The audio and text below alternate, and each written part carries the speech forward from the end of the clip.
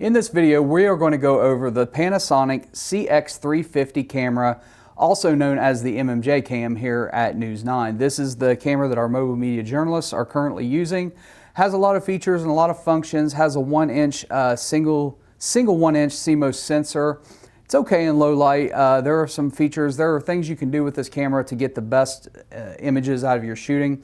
And we're going to go over that. We're not going to go over everything in this camera because you don't need to know everything. We're going to go over the basics, white balance, shutter, things like that, and the features on this camera, how to delete clips, etc., etc.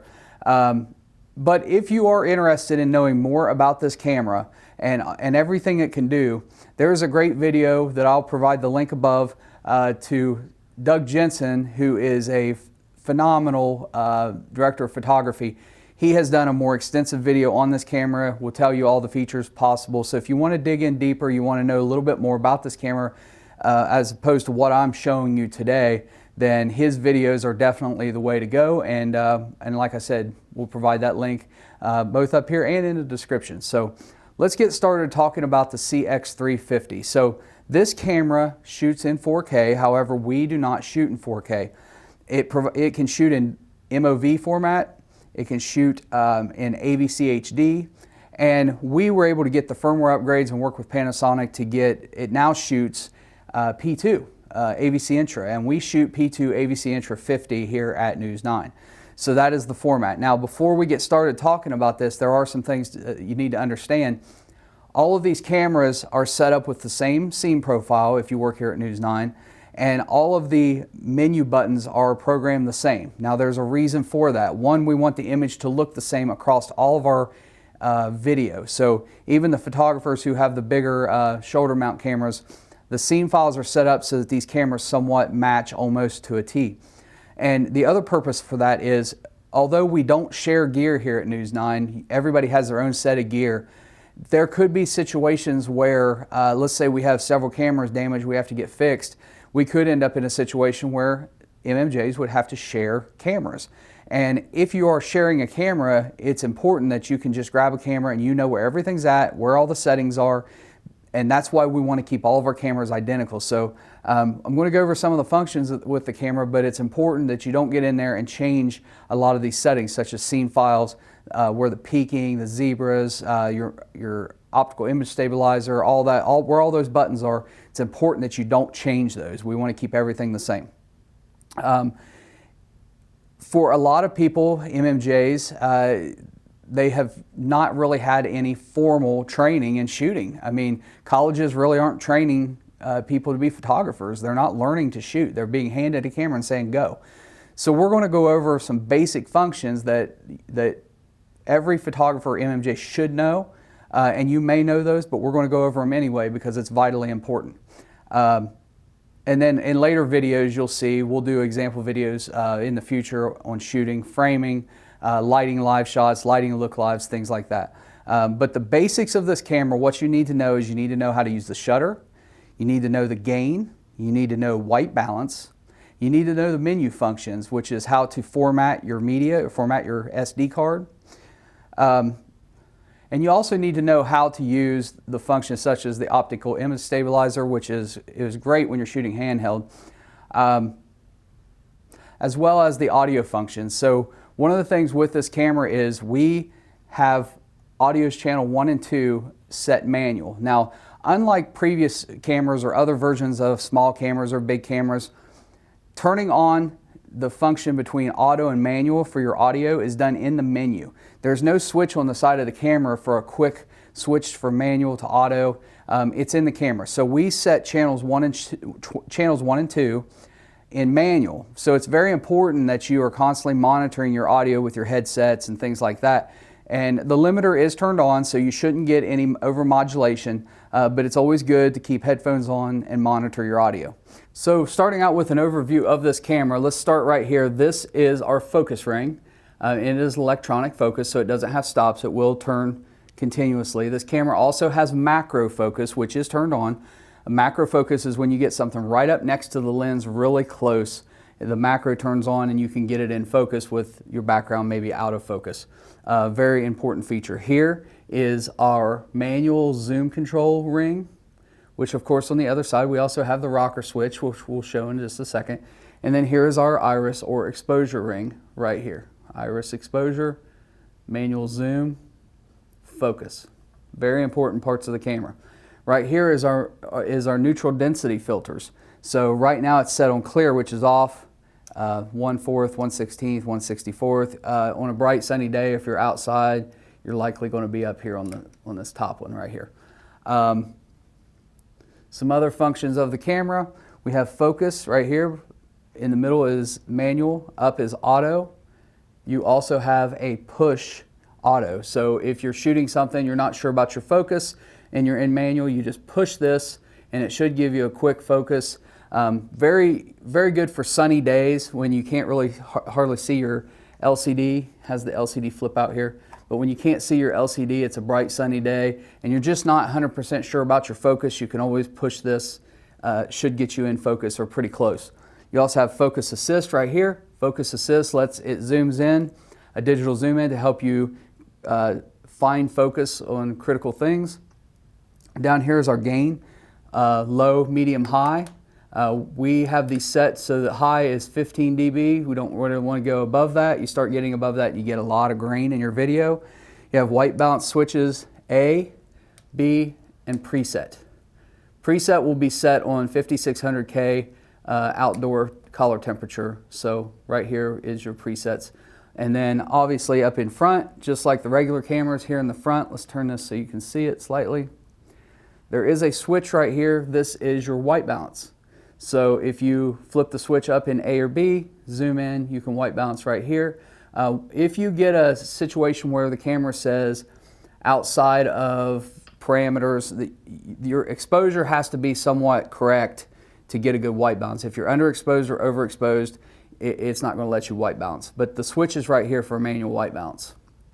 Moving on here, we do have the menu button here.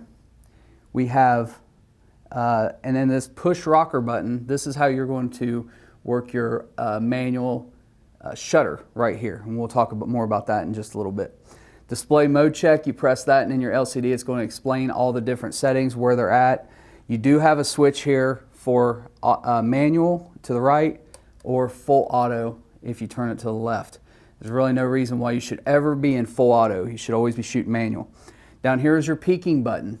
We'll go over that more in just a minute, but peaking helps you focus, and the way ours is set up is it's going to give you a red outline around things that are in focus, but we'll go over more of that in just a little bit. Moving up here, you have the auto iris level. You have waveform monitor, which we don't really use. Here are the zebras. Zebras are very important. I'll explain those later when it comes to properly exposing interviews and things like that. And then the OIS. OIS is optical image stabilizer. This is very, very useful when you're shooting handheld. Very important tool right there. If we flip over the door, here's our audio right here. And what you can see here is on the left side for input 1 and input 2, you have line all the way up, you have mic and mic plus 48. Plus 48 means phantom power. So if your microphone doesn't have any power going to it, you don't have a dynamic microphone and it needs power, this would be switched all the way down to plus 48. Your channel 1, input 1, is going to be your Sennheiser AVX wireless. Should not need to have plus 48. One of the things that you'll notice is if you're in phantom power, when you turn the camera on, it automatically turns your wireless on. But when you turn the camera off, it doesn't necessarily turn off the wireless. So if you don't remember to do that, your wireless could go dead. And with the AVXs, it has an internal battery that charges. And if you don't have that charge, you may not have a wireless to use. So I always leave that on mic, and I manually turn on and off my wireless for that reason, so that we're not accidentally leaving our wireless on. Over here in this middle menu before the dials, you can actually switch these inputs. For input 1, we have internal, input 1, input 2, same thing. So this camera does have an internal microphone. Turn this around. It is right here. Ideally, you don't want to use this. You really want to use the Sennheiser MK600 shotgun mic that's attached to the camera. That's going to give you much better audio. just cleaner. It's going to sound a lot better. One of the things you'll notice with the internal microphone is when you're touching the camera, grabbing it, picking it up, it does pick up all that noise from touching the camera. So we don't really want to use the internal microphone. And then inputs 1 and 2, if we swing this around here, we'll just show you right here. Input 2 is right here in the back of the camera, XLR input 2, and we have a coiled mic cable going to our Sennheiser shotgun. So, and we have this mounted up here on a J-cube, which can allow for extra mounting of other equipment. Let me show you that real quick. This is show you the J-cube right here. So this is our J-cube. This allows for mounting of extra things around there. And the reason we use that is so the shotgun you can easy on and off for interviews. So that is that. And then we'll go back around here. This is the Sennheiser AVX wireless, and it is plugged into input channel 1. And if I get that off there, I'll show you. So this is XLR input 1. So unlike most cameras of this size where you have both inputs up here on the side, Panasonic has decided to change that approach. So one of the inputs here, one of them on the back. It's kind of a nice design. Keeps them out of the way, doesn't keep all your wires running up here to one spot, so you can keep some things hidden. So it's a nice little setup. So and the AVX wireless right here, we do have a video on our YouTube channel that you can go find. It tells you everything about the AVX wireless, how to use it, and everything you need to know. So we're not going to go over the AVX wireless today. Of course, on the side here, we have various outputs and inputs here. Don't really need to go over those a whole lot. You likely will have a photographer if you do a live shot, so you shouldn't really need this. You might need a hookup to send video over one of our Dejeros, and to do that, let's pop this off to show you. We do have an SDI port right here at the top. SDI output, this is where you would plug in to plug in your Dejero. Type code in and out. We have AV in and out, remote, DC, and this camera does have HDMI located right here under the door where the SD cards go. SD card slots, 2 of them right here. This camera does dual record or relay record. The difference being if you dual record, it is going to record to both cards at the same time. Depending on your shooting situation and what you have to do, that could be a very useful function. You just have to decide what's best for you. Ideally, we're only going to record 1 card at a time, switch cards when it gets full. And relay record will do that too, is when one card fills up, the other card will start automatically. So, but there is that option for dual record, and I have had in situations in the past where I've needed to do that. So power on and off is right here, record start stop, and there's a record start stop on the handle as well. That is a quick overview of the CX350 camera. Before we get started with the individual functions, let's go over the LCD screen, some of the icons to tell you exactly what everything is so that you can get familiar with it. So starting on the top left, you're going to see TCG, that's your time code. And the way we do time code here is free run time of day. So if you're looking at this 14:23:23, that is 2:23 p.m. And so that's going to be really important because our Avid airspeeds, or recorders, if you want to be simple about it, are set to time of day as well. So if you're at a press conference and you are feeding back the press conference live and we're recording it at the station, but you're also recording it in your camera, the two are going to somewhat match up, which means you pull your card, you go to log afterwards, you find a soundbite from the governor, hey, that was at 13:35, and maybe you need an editor to cut it for you, or you need to give that to them for a tease. You just call back or email back and you say, hey, this soundbite is at 13:35, and they can find it, and it's all pretty much synced up. So we want to stay free run time of day time code. Underneath that is the format. 1080-5994i, that is AVC Intro 50. You can see it says right there, P2 AVC I50. That is what your camera should say. If it's not, then we need to make a change. So you need to come find us. In the bottom left, you'll notice a B, 3640K. That is your white balance. So 3640 Kelvin is currently the white balance. That's pretty close to standard indoor, which is 3200. Below that, you're going to see 2 audio meters. Those are individual audio meters for channel 1, channel 2. That is what you need to keep an eye on. Typically, you want to peak somewhere between that middle bar and the top end. So we want to go just past that middle bar, which is kind of like the standard, but we want to go a little higher than that. ND:CLR, that is clear. That tells you what neutral density filter you were on. So if you were to change that, those would change numbers. Where it says open, that is your iris. And if you were to turn the iris, you'll notice the image gets darker, but the f-stop goes down. So the higher the f-stop, the more closed your exposure, the more open it is, or the lower the number, more open the exposure is. Those are very important to keep an eye on. As a standard, if you were lighting and shooting an interview, as a standard, you want to try to keep your f-stop around 5.6, 4 to 5.6. Now, if you have to start gaining up to reach 5.6 or 4.0, remember gaining up is going to add noise to your image. So we want to keep the gain at 0 as much as possible. So it's kind of like a work and an adjustment between the two, between your iris or exposure and your gain. To the right of that, you see a little flower icon with an MF61. The little flower icon means that your macro focus is on. That means you can get something right up next to your lens and get it in focus. Now that doesn't mean that you can be a foot away and it'll focus up. This is meant for really uptight, like getting that lens right on the image. So if I move the focus ring, well, that's the MF. There you go. So you see the MF and the distance, that's your focus right there. Changing the focus, which amazingly in this image makes it look like it's getting darker as well. So anyway, manual zoom in, zoom out, that's your Z number. That's your, yeah.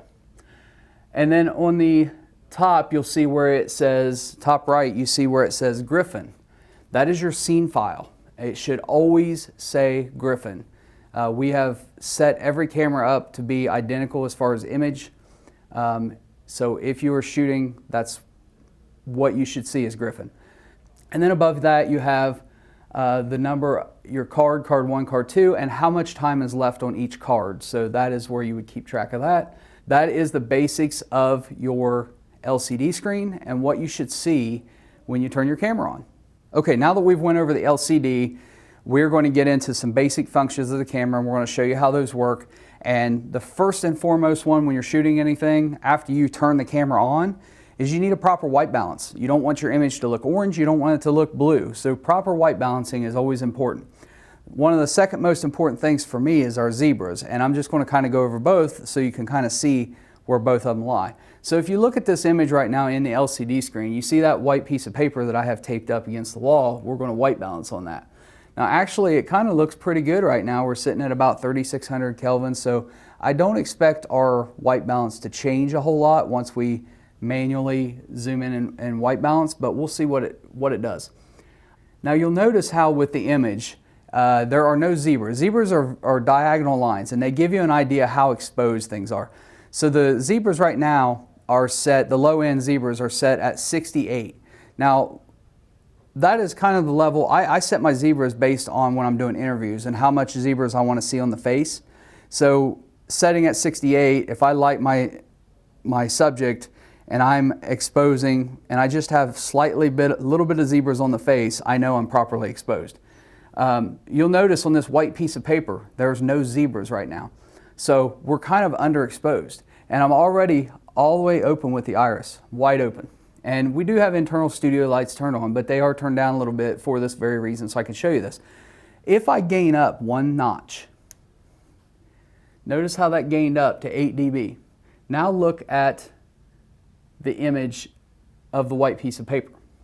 and you'll see some vertical lines across that white piece of paper, and that is your zebras. So if I were, now that I'm gained up to 8, if I iris down, see how it changes the image?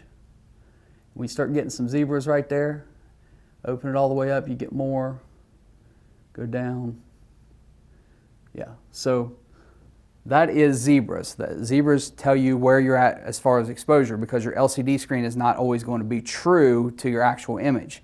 So that's very important. Now our next function, after we've kind of went over zebras a little bit, is white balance. So to white balance with this camera, what I'm going to do is I am going to zoom in on this white piece of paper.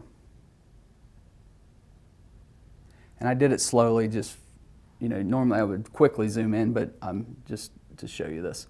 Okay, so I've zoomed in.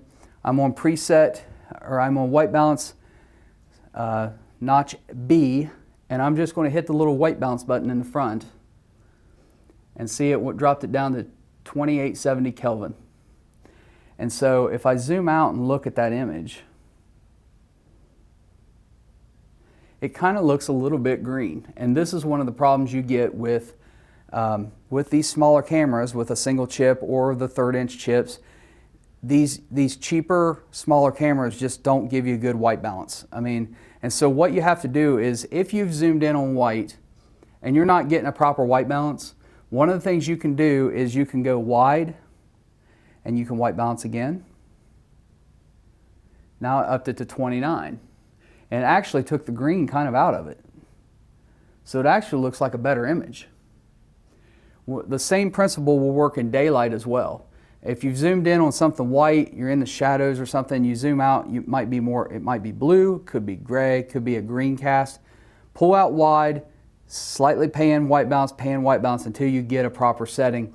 But one of the things that's definitely important as a photographer in MMJ is knowing your color balance. So if you're in a situation that is more orange, like the tungsten lights we have in here, then it's going to go a little lower maybe than 32 Kelvin. 32 is the standard for indoors, 5600 is the standard for outdoors. But it could be a little warmer. It could go up to 59, just depending on, you might want a little bit of warmth, you might want it a little bit cool. Also, fluorescent lights are typically around 4300 Kelvin. So it's important to know those Kelvin numbers when you're white balancing so that you know you're pretty close. But anyway, so what we did there is we zoomed in, white balanced, it was green, zoom out and white balance wide to get more of the other exterior light, and it actually came out a proper white balance. So, but that's how you white balance, is you typically zoom in on something white, hit the button, let it white balance, and then always remember, when you move from inside to outside or vice versa, you have to white balance as you're moving because it will change your color temperature. Okay, the next thing we're going to go over when you're shooting is your shutter. Now the shutter is how fast it is processing pixels per second or whatever. So shutter is how fast it's processing the pixels, the shutter speed basically. A higher shutter rate lets in more light. A lower shutter rate will let in more light. And this can become effective, especially when you're shooting low light at a crime scene or things like that. So what I'm going to do is I'm going to put my gain back down to low, and you'll see how that darkened the image.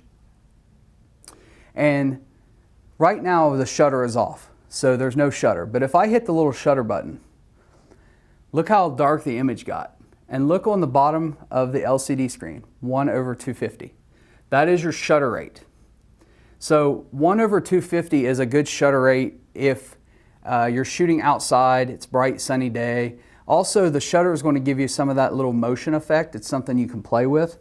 So let's say you've gained up, you've got your neutral density filter all the way up, and it's still kind of bright. Your exposure is like 6.8, you're having to really close it, and you just need something extra. You can always turn on this shutter, darken the image a little bit. Also can create a crisper image when you're doing interviews, things like that, but you can play around with it. Now once the shutter is turned on, we have this little wheel that says push set on the side of the camera. If I push that, see how it highlighted the shutter? Now if I scroll, I can increase the shutter, which got it almost black, or I can open it up. Now 1/30 is going to lighten it up a little bit. Now watch what happens if I turn off the shutter. It went back dark. So 1/60 is the standard. When shutter is off, it's 1/60th.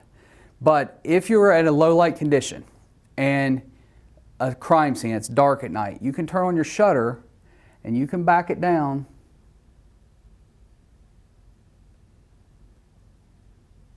to 30 and it will lighten up your image.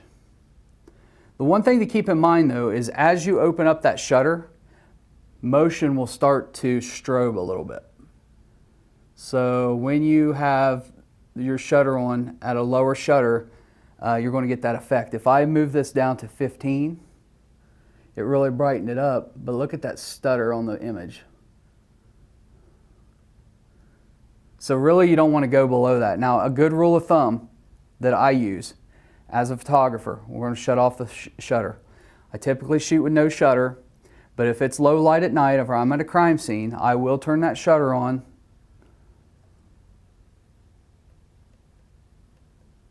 And I will back it down to 30. And I can shoot cops moving around, I can shoot things, and I'm okay. I will go down to 15 to get a brighter image if it is a lockdown stable shot. No camera movement whatsoever, no people walking in the shot, just straight like a wallpaper shot. Maybe you want a city shot of the skyline and you just want it to be a little brighter than normal. You can go to 15, you just lock it down. Do not move your camera. Lock it down on a tripod, let it roll, and then, but you always got to remember when you're done to turn that back off or move it back to 30 before you shoot anything else, or else you get that strobe effect. But the shutter is a great tool for low light conditions to help you increase the light coming in to make your images brighter. Okay, so now we're going to go over the menu in the camera and how to operate and move about and navigate that, and I'll show you what you need and what you don't need. So on the right side of the screen you can see the top of the camera that's underneath the LCD, and on the left side you see your LCD with all the menu options and the icons, which we've already gone over. And so let's go through on the right side and just talk about what all these buttons do. So the first one you have here is bars. And what that is that's pretty self-explanatory. This gives you color bars. So if I press that, color bars will pop up. And you'll notice, look at the audio meters, you do see some tone as well. So you get bars and tone. Can be useful, especially if you're shooting sports. One of the ways we use bars and tone is in between, if a big play happens, the very next shot we'll roll in some bars and tone. Then when we go back through and look at the thumbnails, we know where the big plays were. So can be useful. You know, might not have a whole lot of use outside of that. Next option we're going to see is exit. That's when we're into the menu. The exit will get us out. Up here on the top, for audio monitor, so you have plus and minus. That is to adjust the volume on your headphones. You obviously have, for playback, you have stop, you have fast forward, rewind, play and pause on top. Your set button in the middle, top button for thumbnail. That is when we've shot video, we hit thumbnail, and that will show us any clips that we've shot, being able to delete, things like that. We don't have anything on the card, so we're going to just exit out. You also have the counter up here, which can change the type of time code. If you look at the top left corner, look up here as I hit that. And we always stay here, time code, free run time code. You can also reset your time code. If you were on record run, you would hit reset on that. It's also in your menu, and we'll show you that in a minute because that's the best place to go for that. And of course you have your menu button. And up here on the top of the controller, or on the top of the handle, you have your handle, your zoom button, and then a record button as well. So those are kind of all the controls here on the top of the camera. So let's go into the menu and just show you quickly a run through of the menu of the CX350. If I hit menu, this is what pops up. We have camera, scene file, audio, video out, LCD viewfinder, recording, network, system, and others. So in camera, we're going to hit set, and we're going to have SW mode, auto SW, and user SW. If we go into SW mode, We have low gain, mid gain. I'm going to iris down a little bit on my camera here so you can see these. High gain. You can manually set these right here. So if I wanted to set this to high gain, I'm going to hit set. I can bring it down to 14, 13, 12. 12 is a good number, but we'll leave it at 15 for now. Max is 18, but we're going to set it there. Super gain is 36, and that's the highest it can be. Truthfully, probably 30 would be better. You really want to avoid using super gain if possible, really grainy. iOS off, you can turn that on or off in the menu screen. Really no reason to do that because it is a preset assignment button on the side of your camera. Auto white tracking, we can turn that on or off. We want to have that off, no reason to have that. The speed, auto white tracking target, we don't need any of this. White balance preset.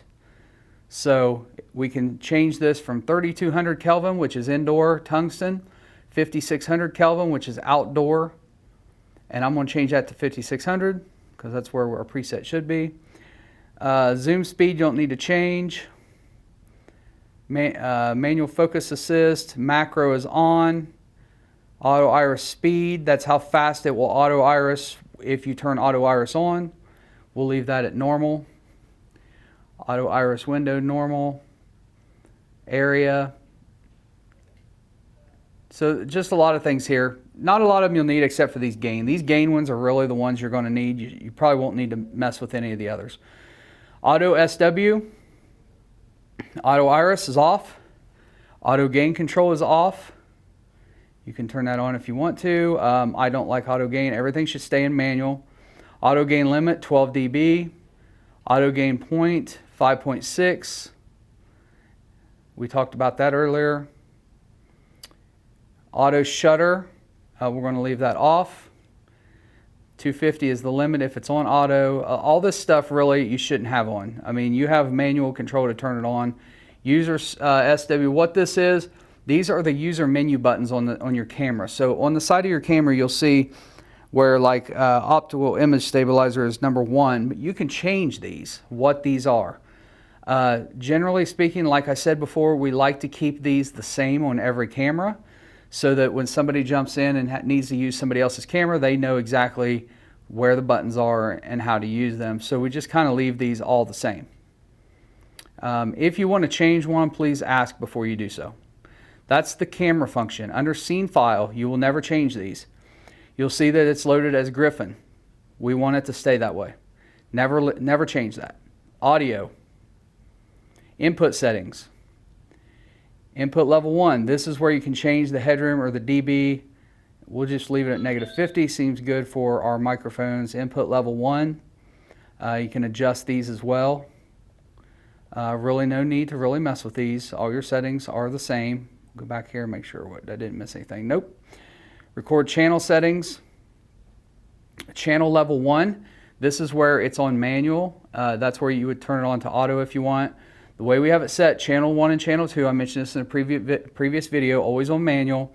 Channels 3 and 4 on auto. Low cut is off. Low cut could also mean your wind cut, like wind noise, but shouldn't need those. Now the limiters are turned on. This should prevent you from overmodulating and getting that cracking sound. And then our headroom we leave at 20. You shouldn't need to mess with that. So the only time you should probably be in this menu is if you were to change one of these to auto. Again, we just prefer that you leave them the way they are. Output settings, audio out, channel 1, channel 2, stereo. So what this is you're going to have mono channels of audio.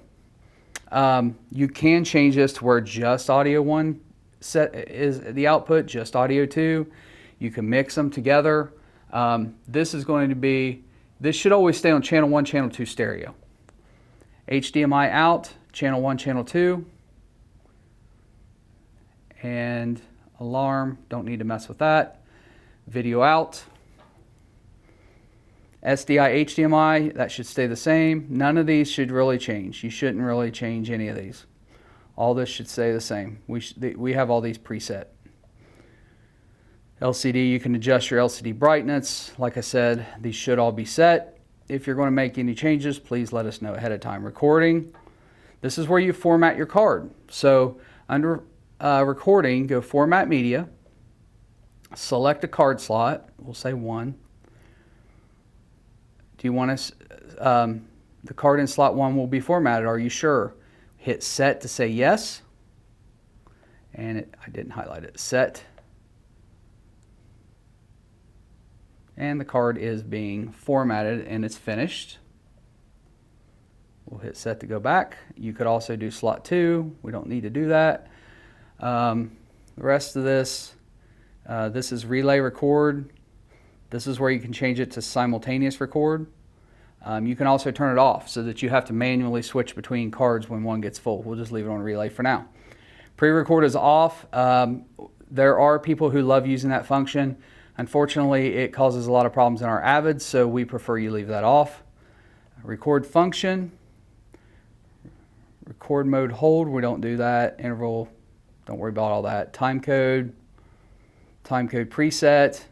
So this is where we do our free run time code. I'm not going to mess with it right now, but what you would do is set this ahead to the time, maybe a minute or two ahead of what your cell phone is, and then when you click through here and do all these, when you hit enter, it starts and takes whatever that time is. We're going to exit that because I don't want to change that yet. Drop frame, none of this should be changed. You don't need to know any of this stuff. Timestamp, that turns on, that puts a timestamp actually on your video, so of course we want to leave that off. Network, you don't need any of this. It is possible to live stream through a remote or a manual RTMP live stream, such as a manual setup to YouTube to go straight out of the camera. We don't use any of that stuff right now. System, this is where you can change it. Currently we are on P2 and we are 5994, AVC Intra 50, 16-bit audio, normal modes, normal color, all that. Others, this is where you can load scene files. You can adjust your color bars, the type of color bars. LED tally, that is for when you hit record, the red light comes on in the front and back. You can turn that off. The clock, change the clock settings, USB information, and that's it. So that's pretty much everything. Really, the only thing you're going to use, you may adjust your audio and you may go in here sometimes and you might change what these user buttons do, but for the most part you shouldn't really have to get in here for almost anything. SW mode, that's where you can change your gain, but those are essentially the menu settings inside the CX350. Okay, so this has been your brief overview, a walkthrough of the CX350 camera, just to kind of show you where everything is at, all the functions, how to get the most out of your camera using the shutter, your gain, your iris, and things like that. So this has not been meant as a full training of this camera. This is just a quick overview, something you can look back on in case you need a refresher as far as using the camera. And again, most of these videos are geared towards our new hires and people who are just starting out with the camera. If you have any questions, always feel free to follow up and contact me whenever you need me. I hope you've enjoyed this. I hope this has been helpful, and we'll see you in the next video.